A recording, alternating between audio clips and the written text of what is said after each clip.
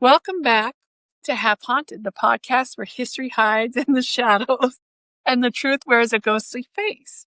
I'm your host, Candy, and with me tonight is my special guest host and best friend, Raji Clark. Hello.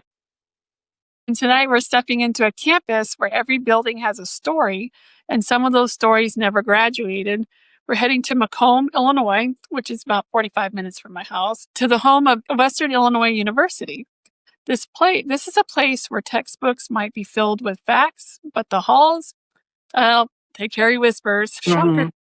Over decades, the stories have piled up like layers of old paint.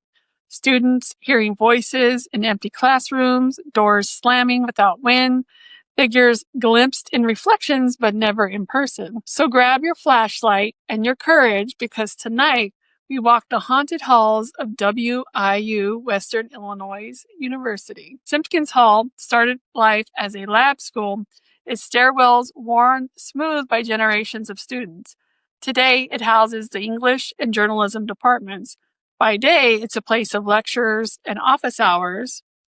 But when the sun drops behind those trees, it's a whole different story. Lights flicker for no reason, doors closed and locked corridors, and always, always the sound of an unseen typewriter clicking behind the door that no one can open. And I have a student interview with a person named Lena, who was a senior journalism major. And she said that she was in Simpkins late working on a piece for a paper. Everyone else had left. Around 10 p.m. I heard typing fast, like someone was in a rush. I thought it was a professor, but the room was locked and dark. The sound just stopped when I got close. Then I heard a little girl laughing at me. I was on the third floor. There are no children in Simpkins. Well, no, that's a crazy story. I'd be scared. I wonder if she was scared. I'll have to reach out to her now. The laughter has been heard by dozens over the years. No one knows her name. Some say she's harmless, but others say she's curious. But all agree the sound chills you in a way you don't forget. I mean, I wouldn't forget that. No. You hear someone typing and no one's there. What? Then there's Harold, a shadow figure, tall, thin, seen walking with ease, stride of a man who's done this 1,000 times. Whether a janitor or a graduate assistant, Harold never left. That's interesting. Bayless Hall. This is another hall. So Bayless Hall looms like a concrete sentinel. To most, it's just a dorm, but its walls are heavy with grief. 2 suicides are whispered about. One, a freshman who secretly gave birth in her room before ending her life. So a former resident, Drew, said, I was coming back from a vending machine around 2 a.m. when I heard crying. At first, I thought it was a drunk student. The sound was faint, like it was coming from the vents. I stood there for maybe 10 seconds, then it just stopped. I never walked that hallway alone again. I wouldn't either. I don't blame them. I'd be like, I'm out. See you later. You can have the hall. I'll go somewhere else. Others describe crying whispers, moans, and a cold that seeps into your bones in one particular corner of the building. Even skeptics agree Bayless feels like it's holding its breath. Yeah. Now, the Thompson Hall, room 931, is notorious to those who stayed there. Talk about knocking, not from the hallway door, but from inside the walls, steady and rhythmic and deliberate. Some shadows move where there shouldn't be any, darting from corner to corner, and more than one student has broken their lease early after nights that seem to come from the pillow beside them. Now that would freak me out. Like if you're by yourself and you're sleeping, it's like whispering sweet nothings in your ear. Stop. That's a no for me. No. Crazy.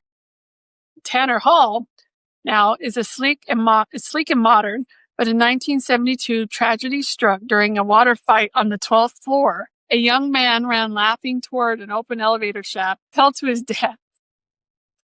Why would you bang into an elevator shaft? Oh, wait a minute. Could be booze. It's always booze.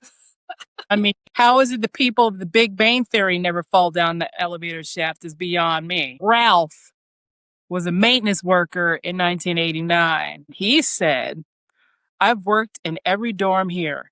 Tanner's the only one where I won't ride the elevator after dark. Too many nights I've heard running on the top floor, then nothing. Dead silence.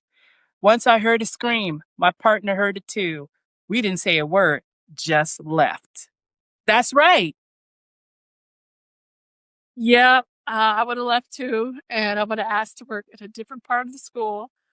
That's scary though, when you have at your job and you have to clean all that. I couldn't imagine all the stories like the janitors have because they stay overnight to clean. I'm good. No Yes. thanks. Students report cold spots near elevators, doors opening when no one's inside, and the echo of running footsteps that never reach you. I couldn't imagine if you're by yourself and you hear people running at you, but there's nobody there. That would freak me out. So, Washington Hall, room 1217, holds one of BYU's strangest tales. After a bitter fight with her boyfriend, a student ended her life here. Her ghost is said to appear near the elevators. Sometimes she's visible, sometimes just a chill that brushes past you, but it's the phone calls that unsettle residents the most. So Kelly, this is in 2016, in the Washington Hall said, my roommate and I were studying when a dorm phone rang. It was late, close to midnight. I picked up. There was static. Then a man's voice faint saying, please, I need to talk to her. I asked who. The line went dead. Now, what would you do if that happened to you? Like if you were Kelly, what would you if you picked up the phone and then the line went dead? I mean, it could have been a prank call. I don't know, but that's Right? If they call back again and you're like, I'm like, I'm done. I'm not answering the phone anymore. Maybe have to pack my bags and go home. Find a yeah, different, not haunted, something, because I'm not going to be annoyed. right, right. Sorry, my ghosts. But I have a question with that. Like, okay, she is the one that died, right? But why is he calling? He should have already known that she died, right? Yeah, it's The story is kind of weird. I don't know if anybody knows anything about this particular story. Let me know. I want to get it straight, but a doesn't seem right in my mind. Like, why? I get it if she was calling looking for her boyfriend, not the other way. That I would see. That makes sense, but it's the other way around. I'm like, correct. it's crazy. So, paranormal investigators have left BYU with more than just stories. EVPs of laughter in Simpkins Hall when no one was inside, sudden temperature drops of 15 degrees in Bayless Hall stairwells, EMF spikes near Tenor Hall elevators in the exact same spot of the 1972 accident, and in Washington Hall, audio of a faint phone ringing in a building with no connected landlines. That's creepy.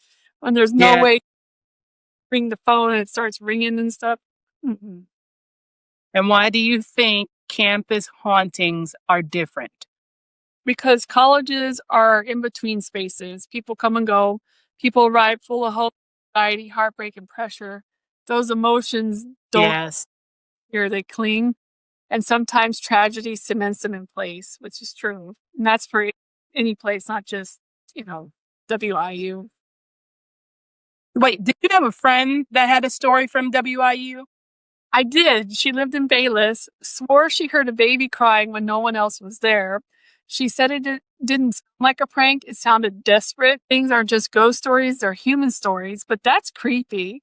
If there's no kids, it's college, there shouldn't be babies. And unless it's the girl who gave birth and then died or whatever, maybe that kid, I don't know if that kid's still alive, but that just creepy. Western Illinois University is more than just classrooms and dorms. It's a campus that remembers. From Simpkins' typewriter to Washington Hall's phone calls, each building has its own spirit, its own story. Some are tragic, some chilling, and all of them are unforgettable. And for those who are curious, WIU keeps an archive of paranormal reports. And every October, the Haunted Trail at Hornfield campus opens to the public, located in Macomb, Illinois at 985 China Road. Just make sure you stay on the path because on this campus, some stories aren't finished. It's the first time I've heard about the little haunted trail thing. I can't check it out because I'm having surgery, but that's kind of neat. I might have to check it out next year. So if you ever had your own ghosting encounter at WIU or anywhere else for that matter, please email me at halfhauntedpodcast@gmail.com. I like to feature your story in a future episode. You can find me on TikTok at Half Haunted Chronicles, YouTube at Half Haunted Podcast. Until next time, keep your eyes open, your lights on, and remember the dead aren't always done talking. Always stay haunted. Woohoo!